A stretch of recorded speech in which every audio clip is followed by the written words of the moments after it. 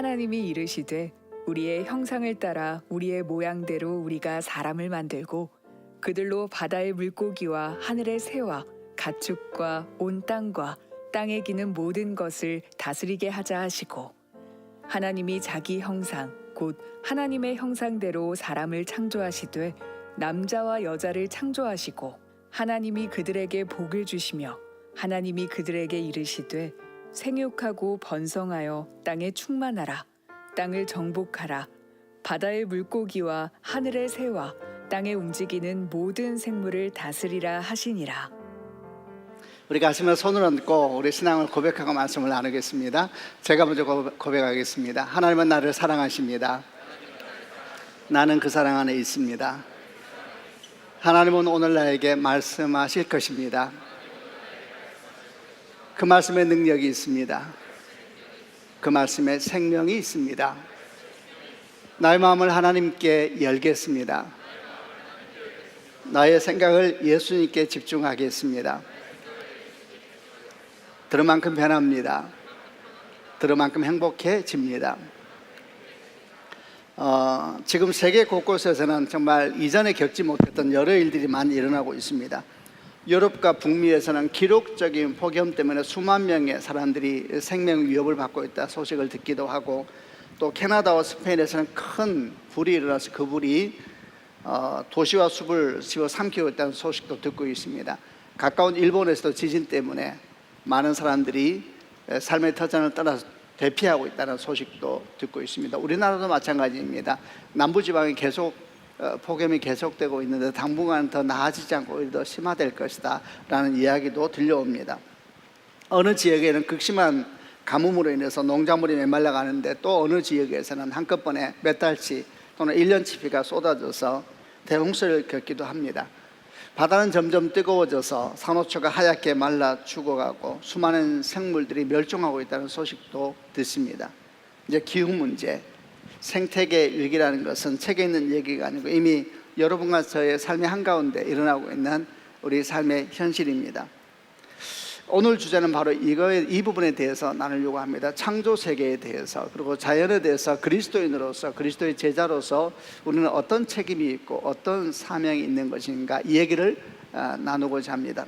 나누려고 하는 내용은, 먼저는 이 창조 세계, 자연과 사람은 어떤 관계인가를 성경적으로 파악해 보려고 하고, 이어서 두 번째는 그런 자연에 대해서 하나님께서는 사람에게 무슨 명령을 주셨는지 살펴보고, 이어서 그럼 우리는 어떻게 해야 되는 걸까? 우리 삶에 대한 이야기로 말씀을 쭉 풀어가 보겠습니다. 먼저 하나님께서 만드신 피조물, 그런 창조 세계, 사람도 포함되고 자연도 포함되죠. 그 가운데서 사람과 자연은 어떤 관계에 있는 것일까? 이에 대한 전통적인 견해는 인간 중심적 세계관입니다. 이 세계관은 모든 창조는 사람 중심으로 이루어졌고 자연은 환경 내지는 수단에 불과한 것이다, 이렇게 자연을 인식하는 겁니다. 당연히 자연을 바라보면서 자연은 이용의 대상 내지는 통제와 지배의 대상으로 보는 겁니다. 그러다 보니까 사람과 자연이 분리될 수밖에 없고, 또 그런 인식으로 계속 자연을 보다 보니까 사람의 욕심으로 말미암아 일어나는 환경오염이나 생태계 파괴가는 것이 결국은 사람을 해치는 일이라는 인식은 미약해질 수밖에 없습니다.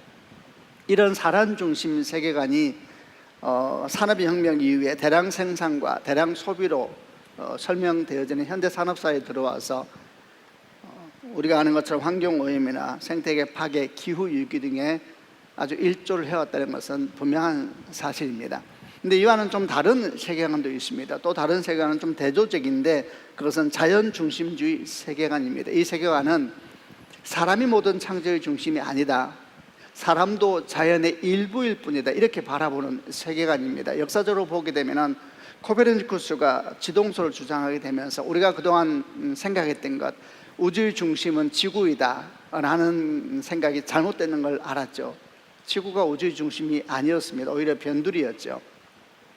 또 다윈의 진화론은 사람은 하나님의 형상을 따라 만들어진 존귀한 존재다라는 걸 거부하고, 사람도 수많은 생물 종의 진화의 한 모습일 뿐이다, 이걸 주장하고, 또 지금까지도 우리들의 생각에 큰 영향을 미치고 있습니다. 이런 진화론적 관점에서 보면은 사람과 자연은 유기체적인 친족 관계다 이렇게 말할 수 있죠. 이런 세계관이 자연주의적 세계관입니다. 이런 세계관은 사람의 존엄성이라든지 또는 사람은 하나님의 형상을 따라 만들어졌다는 성경의 가르침을 약화시킬 수밖에 없습니다. 그럼에도 불구하고 오늘날 많은 사람들이 이런 세계관에 관심을 가진 이유는 점점 심화되고 있는 환경 문제 때문에 더욱더 관심을 가지게 됩니다. 이렇게 사람 중심적인 세계관이든 또는 자연주의적 세계관이든 이렇게 많은 것들을 우리 가운데 이야기하고 있는데, 그럼 우리가 정말 관심 있는 성경이 말씀하고 있는 자연과 사람의 관계는 어떤 것일까? 이 얘기를 다시 해보겠습니다. 이 답을 찾기 위해서 창세기 2장 7절을 한번 보려고 합니다. 2장 7절을 개역개정으로 같이 한번 읽어보겠습니다. 읽겠습니다. 시작. 여호와 하나님이 땅의 흙으로 사람을 지으시고 생기를 그 코에 불어넣으시니 사람이 생명이 되니라. 굉장히 짧은 말씀인데 이 말씀에서 사람은 어떤 존재인지, 그리고 사람과 자연의 관계는 어떠해야 되는지를 매우 잘 알려주고 있습니다.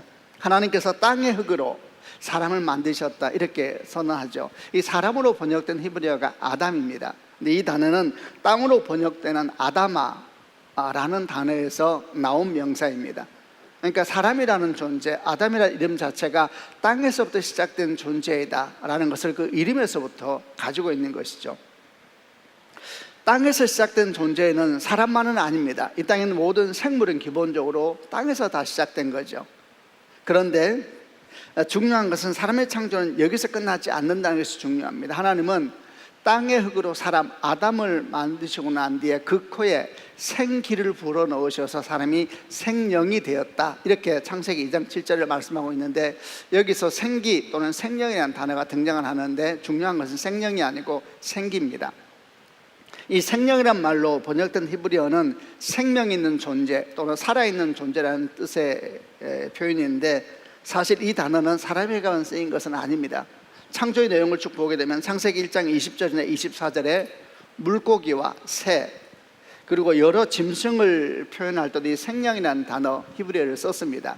사람에게만 쓴 것은 아니죠. 그런데 하나님의 호흡을 의미하는 생기라는 단어는 사람에게만 사용되고 있습니다. 창조의 과정에서 하나님은 땅의 흙으로 사람을 만드시고 그 코에 하나님의 생기, 하나님의 호흡을 불어 넣으셨고 비로소 사람은 사람이 되었다라는 게 이제 창세기 2장 7절 말씀인 것이죠. 이런 모든 내용을 바탕으로 해서 사람은 어떤 존재인가, 사람됨이란 무엇인가 물을 때 이렇게 정리할 수가 있습니다. 사람은 땅의 흙에서 시작되어 자연과 깊이 연결되어 있다. 동시에 하나님의 호흡으로 하나님의 생기를 호흡하는 존재가 됨으로 말미암아 하나님과도 깊은 관계를 맺도록 창조된 매우 특별한 존재이다. 사람은 땅에 있지만 하늘에 속해 있는 그런 존재이다 이렇게 설명할 수 있죠. 이 사실로부터 그러면 사람과 자연의 관계가 어떠해야 되는가에 대한 몇 가지 중요한 교훈을 찾아볼 수 있습니다. 첫 번째는 사람이 자연과 깊이 연결되어 있다는 이 사실을 가만히 묵상하면서 여기서 자연이라는 것은 단순히 사람의 필요를 채우기 위한 수단이 아니라는 것을 알 수가 있습니다. 여러분, 수단은 뭡니까? 수단은 없어도 되는 거죠. 수단 있으면 좋은 거지만 없어도 괜찮은 것이 수단입니다. 그런데 자연은 수단이 아닙니다. 왜냐하면 자연이 없으면 사람은 죽습니다. 사람은 자연이 없으면 죽죠. 공기를 몇 분만 마시지 못해도 죽고 물을 며칠만 먹지 못해도 우리는 죽습니다. 또 소금을 충분히 섭취하지 못해도 우리는 죽습니다. 자연은 사람에게 없어서는 안 되는 존재이죠. 그렇게 말한다면 자연은 그저 수단이 아닌 겁니다. 그것만이 아니죠. 인류 역사를 한번 보시고 문명을 한번 보십시오. 위대한 문명은 다 어디에서 일어났습니까? 큰 강을 중심으로 해서 일어났지 않습니까? 결국 그 위대한 문명이라는 것도 자연과 의존되어져서 일어났던 것이고, 인류 역사 자체가 이런 자연과 의존되어서 자연과 함께 발전해 왔다 이렇게 말할 수 있습니다. 이것만이 아니죠.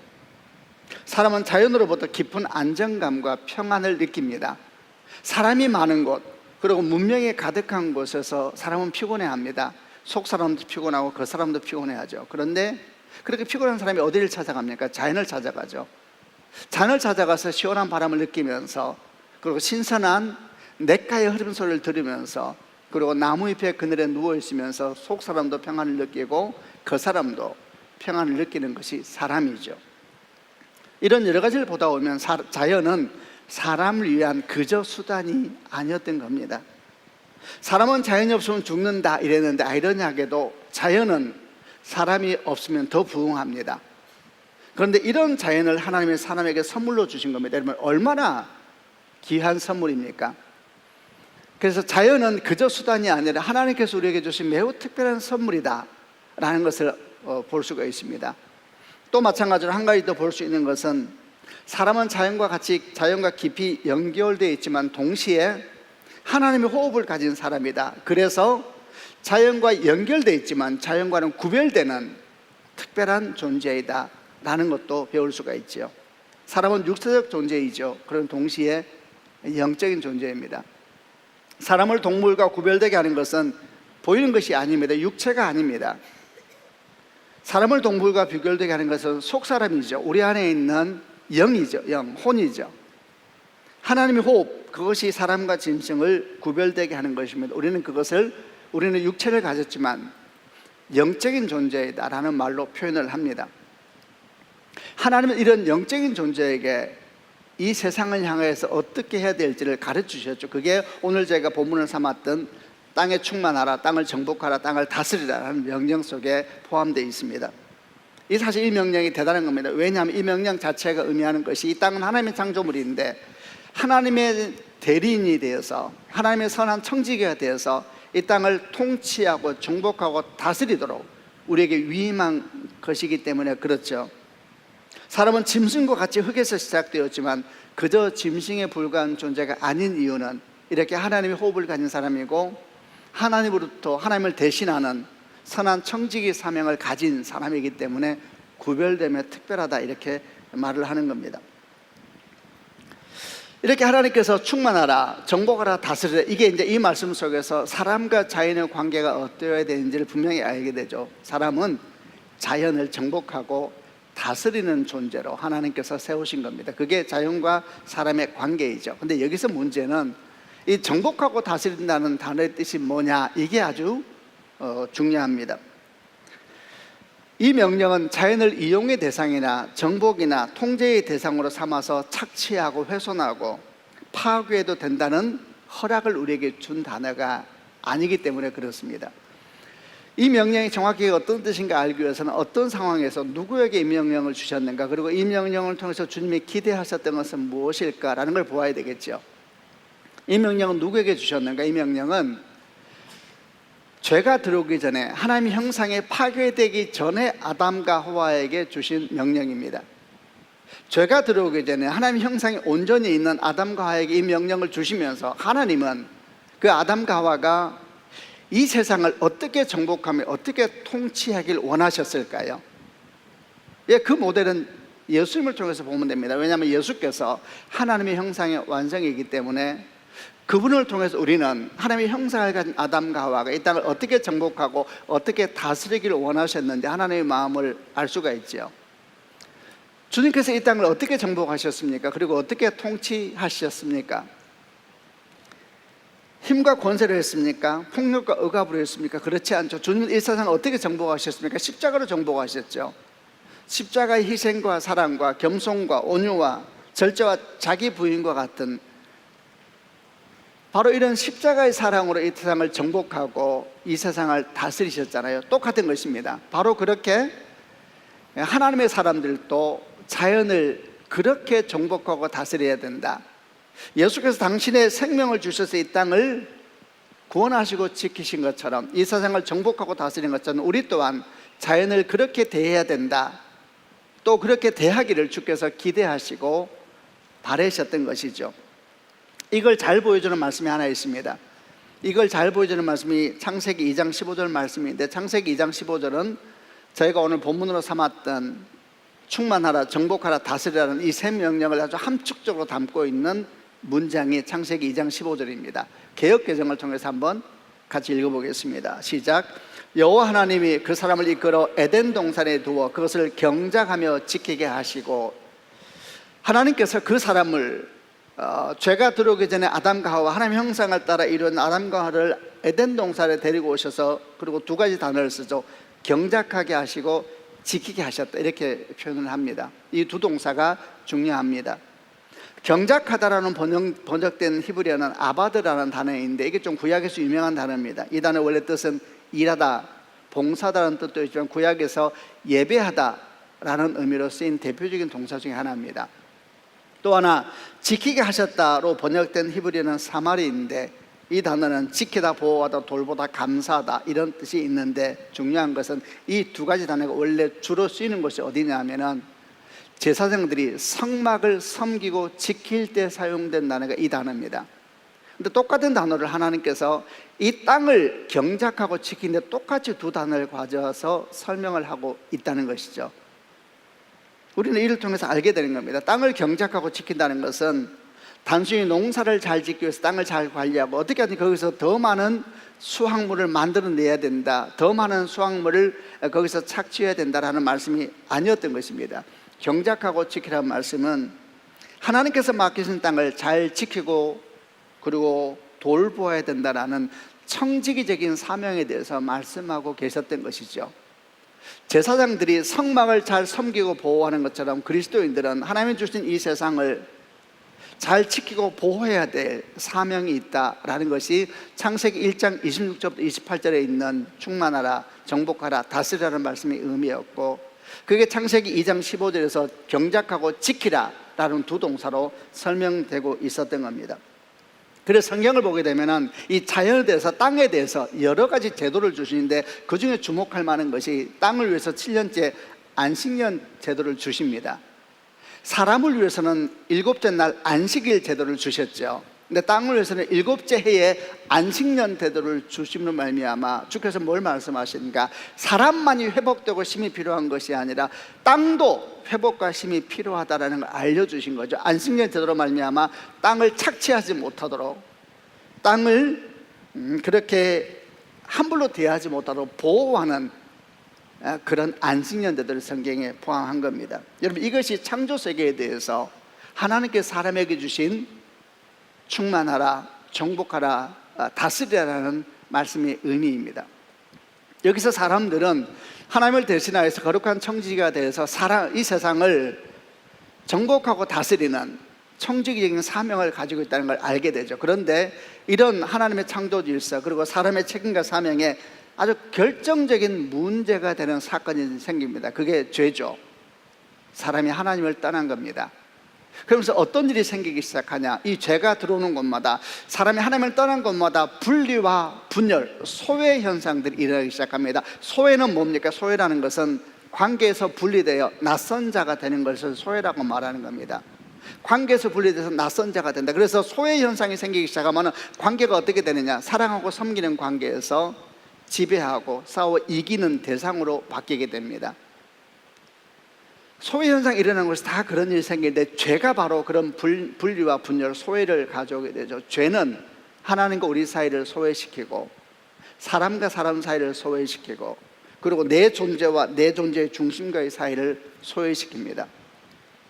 분열이 일어나게 되고 낯선 자가 되게 하죠. 그리고 피조세계와 나도 소외시킵니다. 그래서 어떤 일이 생기기 시작하냐? 관계가 근본적으로 뒤틀어지기 시작합니다. 사랑의 관계가, 함께 나아가야 되는 하나님의 나라를 이루는 그런 관계가 서로를 지배하려고 하고 이기려고 하는 수단으로 삼는 그런 관계로 변화되기 시작하죠. 사람과 하나님 관계가 소외와 분열이 일어나기 시작했습니다. 그리고 사람들은 하나님을 어떻게 보기 시작하느냐? 그분을 사랑하고 섬기는 관계가 아니라 복을 받기 위한 숭배의 대상으로 전락시켜버리죠. 모든 종교 행위가 다 그렇게 바뀌어버렸습니다. 어떻게 하는지 복을 더 받기 위해서 종교 행위를 하는 겁니다. 상대방은, 하나님은 우리 사랑의 대상이 아니라 수단이 되어버렸죠. 사람과 사람의 관계도 마찬가지죠. 가장 가까운 이웃이었던 부부, 아담과 하와가 부부잖아요. 그보다 가까운 이웃은 없죠. 가장 가까운 이웃이었던 아담과 하와, 그들은 죄가 들어오기 전에 뭐라고 말했냐면 이는 내 뼈 중에 뼈요 살 중에 살이라, 그런 깊은 사랑의 관계를 보여주다가 죄가 들어오면서 관계는 분열되고 서로에게 낯선 자가 되기 시작하죠. 그래서 어떻게 되느냐? 탓하기 시작합니다. 그가 내 인생을 이렇게 만들었다고, 그 여자 때문에 이렇게 됐다고 탓하기 시작하고 책임을 지우기 시작하고, 이게 정확하게 제가 임할 때 나타나는 분리와 소외의 모습이죠. 내 자신도 그렇게 됐습니다. 내 안에서 나는 분리되기 시작했습니다. 내 존재와 내가 분리되는 참 기가 막힌 일이 생겼죠. 그래서 나는 내게도 낯선 자가 되었습니다. 나는 도대체 누구인가? 우리 스스로가 우리에게 수없이 묻고 있습니다. 나는 도대체 누구인가? 나는 내 안에서도 길을 잃어버렸습니다. 그게 죄입니다.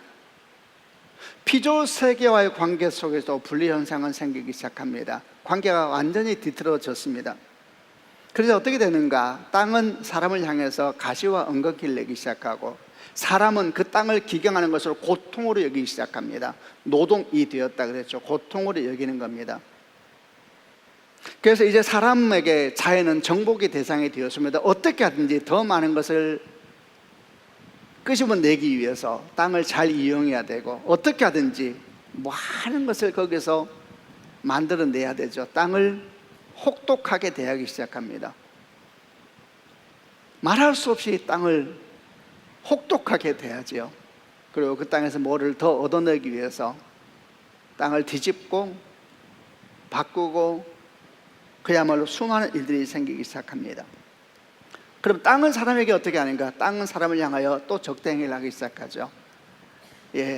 가시와 은근기를 낸다는 것이 그런 겁니다. 이런 과정을 통해서 결국 사람에게 자연은 어떤 존재가 되었는가? 자기 욕망을 채우기 위한 수단이 되고 말았습니다. 그렇게 인류 역사는 여기까지 왔죠. 이것이 죄입니다.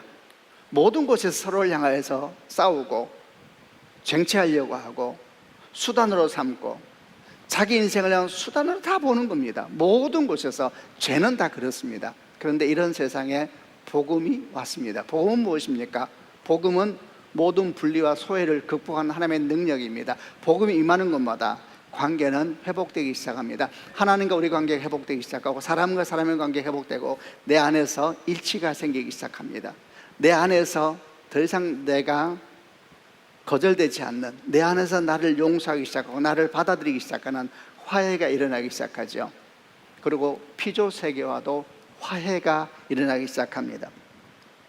그래서 복음 안에서 거듭난 사람은 자연을 결코 이용이나 정복의 대상으로 삼을 수가 없습니다. 왜냐하면 복음 안에서 거듭난 사람은 하나님께서 자기에게 주신 사명의 뭔지를 인식하기 시작하는 순간부터 자연을 볼 때에 파괴와 정복의 대상이 아니라 하나님의 선한 청지가 돼서 회복시켜야 될 대상, 살려야 될 대상으로 인식이 바뀌어버리기 때문에 그렇습니다. 그래서 로마서 8장 19절부터 21절 보면 묘한 말씀이 하나 나옵니다. 개역 개정으로 한번 로마서 8장 19절부터 21절 읽어보겠습니다. 제가 19절 읽겠습니다. 피조물이 고대하는 바는 하나님의 아들들이 나타나는 것이니, 20절, 피조물이 허무한데 굴복하는 것은 자기 뜻이 아니요 오직 굴복하게 하신 이로 말미암음이라. 계속 읽습니다. 그 바라는 것은 피조물도 썩어짐의 종로로 단 데서 해방되어 하나님의 자녀의 영광의 자리에 이르는 것이니라. 피조물이 엄청 고대한데 간절히 기다리는데 누굴 기다리냐? 하나님의 아들들을 기다리는데요. 여러분, 하나님의 아들은 누굽니까? 복음으로 말미암아 거듭난 우리들이죠. 여러분과 저죠. 우리가 하나님의 아들입니다. 모든 피조물이 간절하게 우리를 기다리는데 왜 기다립니까? 성경은 말하기를 피조물도 썩어짐의 종로로 탄서 해방되기 위해서, 그래서 하나님의 자녀의 기쁨을 함께 누리기 위해서 하나님의 아들들을 기다린다, 이렇게 말씀하고 있습니다. 왜냐하면 그 하나님의 아들들이 그들을 썩어짐의 종로로 탄 데서 해방시켜줄 존재들이기 때문에 기다리는 것이죠. 자연은 하나님의 백성들을 기다리고 있는 겁니다. 수천 년 동안 학대와 착취를 당하였던 자연은 하나님의 자녀들을 기다리고 있는 겁니다. 왜냐하면 그 하나님의 자녀들이 그 자연을 회복시켜줄 능력이 있고 사명이 있는 존재되기 때문에 그들은 간절하게 하나님의 아들들을 기다리고 있는 겁니다. 하나님의 아들들, 거듭난 하나님의 사람들은 하나님의 청지가 되어서 그들이 가는 곳마다 자연을 회복시키고, 그리고 그들을 말미암아 자연이 살아나게 될 것을 인식해야 됩니다. 인식할 때 그런 역사가 일어나게 되는 겁니다. 그것이 복음의 역사이고, 그것이 복음으로 거듭난 그리스도인의 사명이요 책임인 것입니다. 사도 바울은 골로새 교회에 이런 글을 보냈었습니다.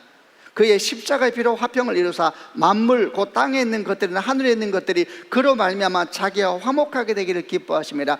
그의 십자가의 피로 십자가의 능력은 뭐냐? 만물이라고 해서 만물, 땅에 있는 것은 하늘에 있는 것들이 다 하나님과 화목하게 되는 능력이다. 만물입니다. 만물. 십자가는 사람만 살리는 능력이 아니고 만물을 회복케 하는 능력이다. 이렇게 사도 바울이 말하고 있죠. 만물입니다. 만물. 하늘도 강도 들도 십자가로 말미암아 회복되는 것입니다. 그리고 이 일에 부름받은 사람들이 주 예수를 믿음으로 거듭난 여러분과 저가 이 일에 부름받은 것입니다. 여러분, 이렇게 성경에 나오는 자연과 사람의 관계는 도대체 무엇이고, 이 자연을 향하여 주께서 우리에게 주신 사명은 무엇이고 책임은 무엇인가 라는 걸 알게 되면 당연히 우리는 이 가운데 진지해질 수밖에 없습니다. 왜냐하면 우리가 알고 있었던 자연보호라는 것이 윤리적인 문제가 아니고 인류애적인 문제가 아니거든요. 그리스도인에게 있어서는 이거는 복음적인 사명이거든요. 복음이 우리 안에 들어오는 순간 우리를 기다리는 수많은 피조물들의 고통스러운 소리가 들려오게 돼 있거든요. 이게 윤리적인 문제가 아니었던 겁니다. 윤리적인 문제가 아니었던 것입니다. 자연을 더 잘 보호해서 더 많은 걸 뽑아내야 돼 라는 것이 아니었던 겁니다. 그 자연과 함께 하나님의 선물과 함께 하나님 나라를 함께 이루어가는 기쁨을 함께 이루는 하나님이 주신 최고의 선물, 그게 자연이었던 것입니다. 인식이 바뀔 수밖에 없죠.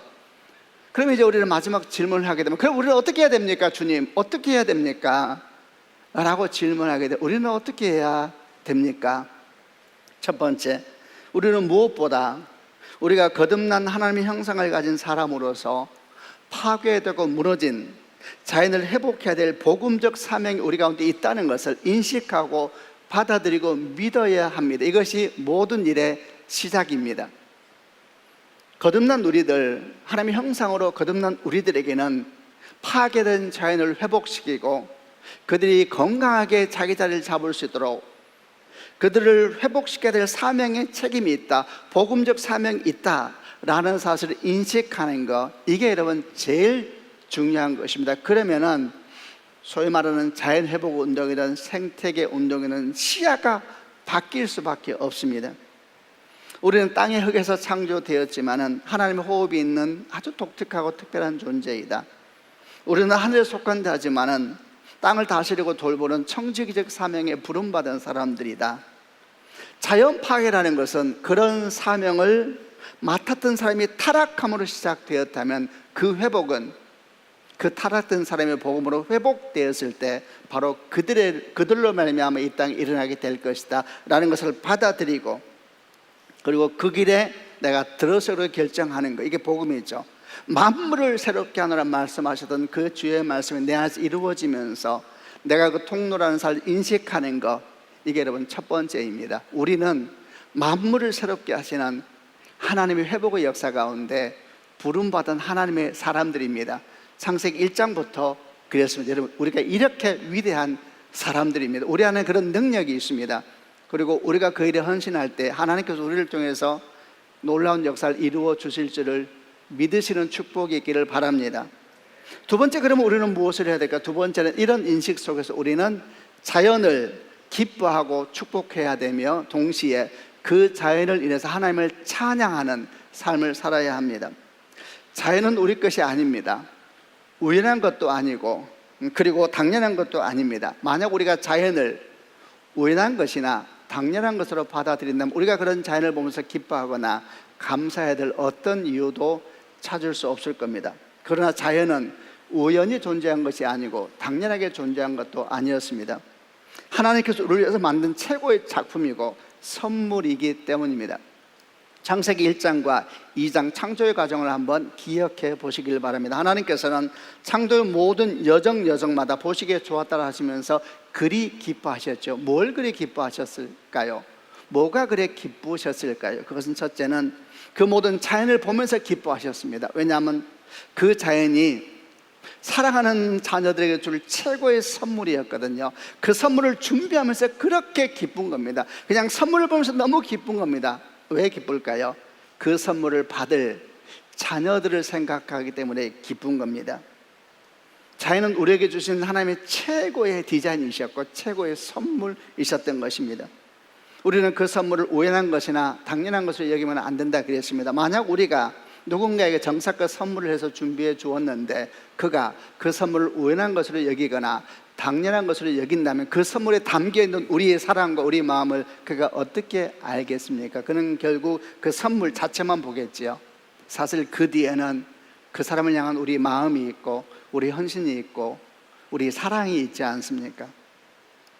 선물을 주는 사람은 받는 사람을 인해서 기뻐하고 감사해야 되고, 받는 사람은 주는 사람 마음을 생각하면서 기뻐하고 감사해야 되는 것이죠.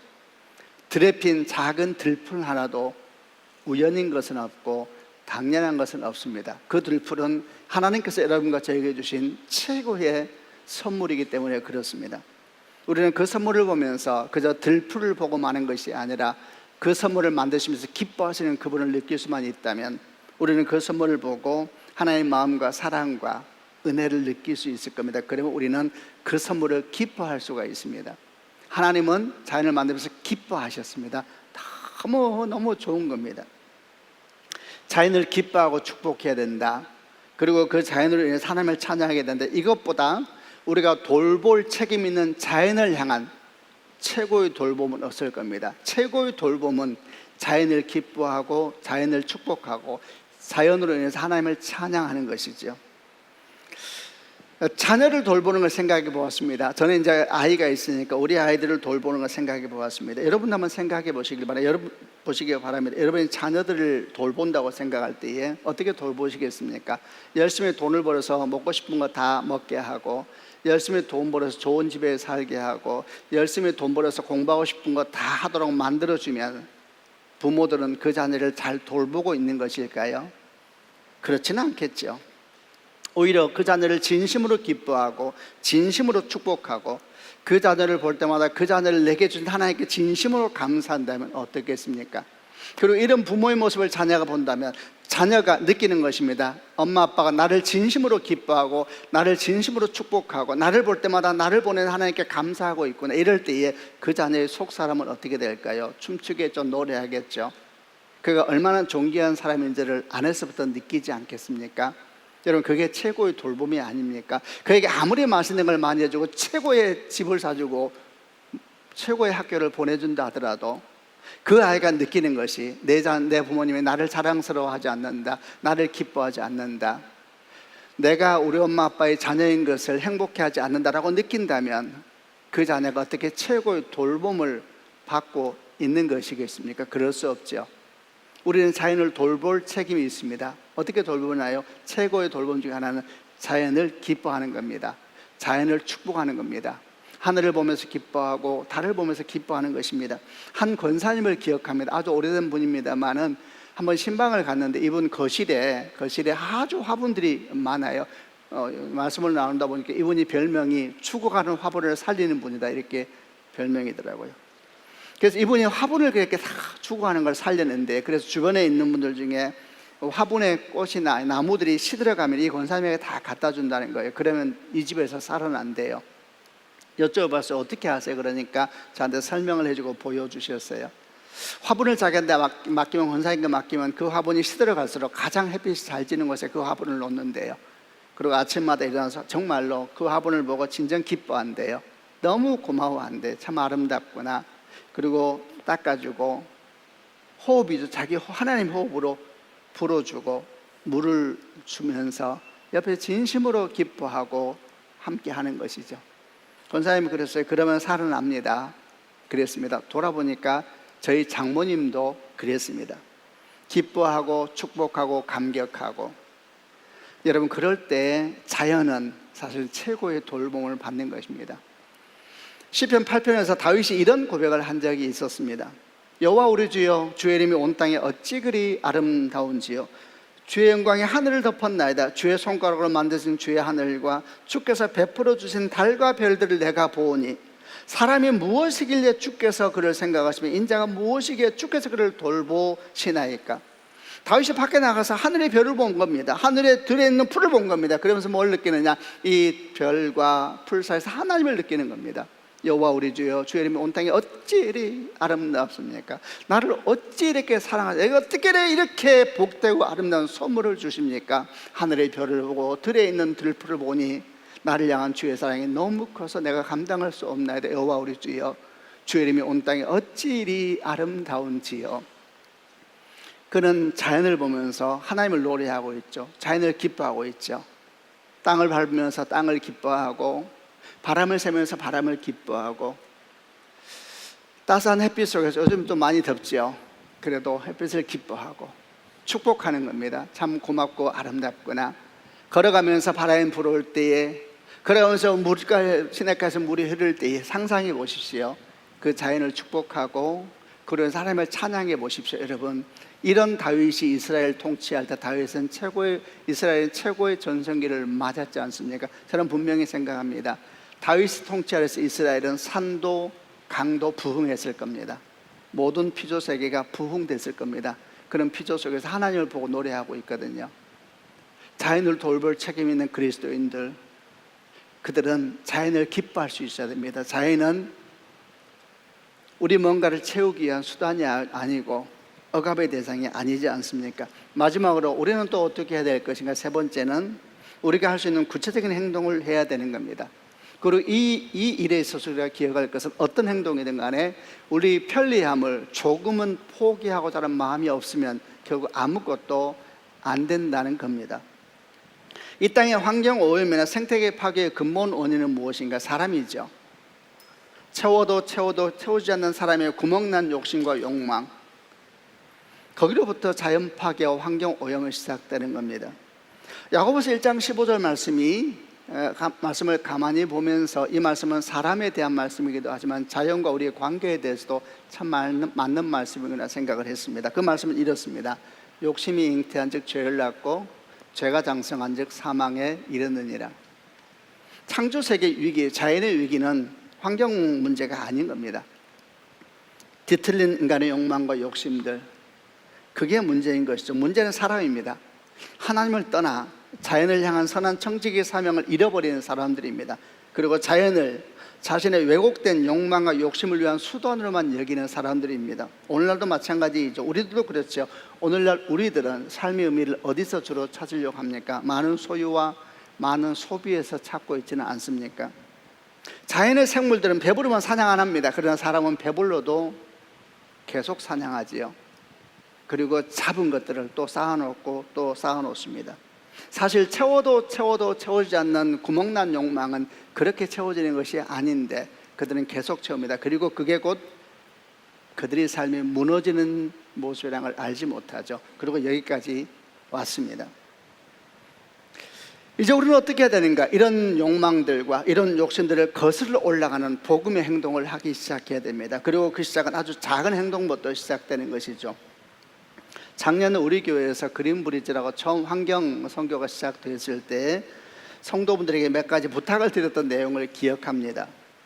음식물 쓰레기를 줄이기 위해서 배달 음식을 줄여달라고 부탁을 드렸고, 일회용품을 줄이기 위해서 교회 카페가 친환경 컵을 쓰고 있으니까 그것도 설명을 드렸고, 그리고 식당에 수돗물을 드시는 게 좋겠다는 부탁도 드렸습니다. 쓰레기를 줄이기 위해서 이곳저곳에 쓰레기통이 많이 있었는데 그걸 다 모아서 식당에만 쓰레기통이 있게 했고, 그 주변에서 분리수거를 위한 많은 분들이 수거하는 것도 해왔습니다. 교회 주변을 없앴고 모든 인쇄물을 재생용지로 바꿨습니다. 그래서 지금은 헌금 봉투도 재생용지를 사용하고 있죠. 그런데 이런 일들이 교회에서 하면서 우리 마음에 문득문득 드는 생각들이 있습니다. 그것은 이게 다 무슨 소용이 있는가라는 생각이 정말 수없이 우리 마음에서 일어나게 되고, 또 어떤 성도분들은 불편해하기도 하고 마음 상해하는 모습도 보기도 합니다. 그럴 때 다시 그런 생각이 들지요. 이게 도대체 무슨 소용이 있나? 이 거대한 파괴의 물결 속에서 우리가 하는 일이라는 게 거대한 대양에 물방울 하나 떠뜨리는 것도 안 되는 것은 아닐까, 그런 생각이 듭니다. 그러나 다시 주 앞에 서서 가만히 생각해 보면은 이런 마음을 회개하게 됩니다. 생각해 보면 복음은 항상 그랬습니다. 복음은 거대한 불가능 속에서 하나님의 가능성을 이야기했던 하나님의 사건이지요. 우리 주 예수께서 겟세마네 동산에서 땀방울에 핏방울 들고 울면서 기도했던 그때부터 복음은 항상 그랬습니다. 이길 수 없는 거대한 힘 같은데, 도대체 불가능한 것 같은데, 그 한가운데서 하나님을 믿으며 작은 믿음의 땀방울 흘렸던 사람들의 노력, 거기에 주 예수의 보혈이 더해질 때에 사실 그때 역사는 시작됐습니다. 그래서 우리도 해야 되는 것입니다. 사명이라는 것은 할 수 있으면 하고 또 의미가 있으면 하는 것이 아니죠. 사명은 할 수 없어도 해야 되는 것이고, 때로는 의미를 찾을 수 없을 만큼 미약하더라도 믿음으로 우리 땀방울을 거기에 섞는 것이 사명이지 않습니까? 우리는 이제 교회를 넘어서 개인의 삶에도 나아가야 될 겁니다. 우리가 아주 많이 듣던 말이죠. 대중교통을 더 많이 이용하려고 하고, 전기와 물을 아끼려고 하고, 입던 옷을 수리해서 입으려고 하고, 이런 모든 것들이 다시 우리 가운데 생각되어야 되는데, 그러나 만약 우리가 오늘 나누었던 이것이 무엇을 의미하는지를 다시 기억한다면, 이것이 인류적인 문제도 아니고 윤리적인 문제도 아니요, 자연을 더 자극해서 뭐 더 많은 것을 수탈하기 위한 행동이 아니라 우리 안에는 복음적 사명이라는 걸 인식하게 되면 이런 모든 것에 대한 인식이 분명히 대전환을 이루게 될 겁니다. 그리고 이 모든 곳에서는 우리가 누리고 있던 편리함을 조금이라도 내려놓고자 하는 수고가 없다면, 그런 헌신이 없다면 결국 아무 일도 일어나지 않을 겁니다. 말씀을 마무리하겠습니다. 마지막 말씀은 이 땅에서 모든 피조물이 그리도 기다리고 있는 하나님의 자녀들을 향한 울부짖음을 한 번 더 들으면서 말씀을 마무리하고자 합니다. 피조물이 고대하는 바는 하나님의 아들들이 나타나는 것이니, 그 바라는 것은 피조물도 썩어짐의 종노릇한 데서 해방되어 하나님의 자녀들의 영광의 자유에 이르는 것이니라. 이 일 가운데 여러분도 저도 부름받았습니다. 그러므로 눈 감을 필요 없고 회피할 필요가 없습니다. 우리 안에는 복음은 어떤 모양이든 우리를 향해서 이 부분을 도전하고 또 맞대면하게 하기 때문입니다. 주여, 내가 여러분과 함께 하시기를 바랍니다.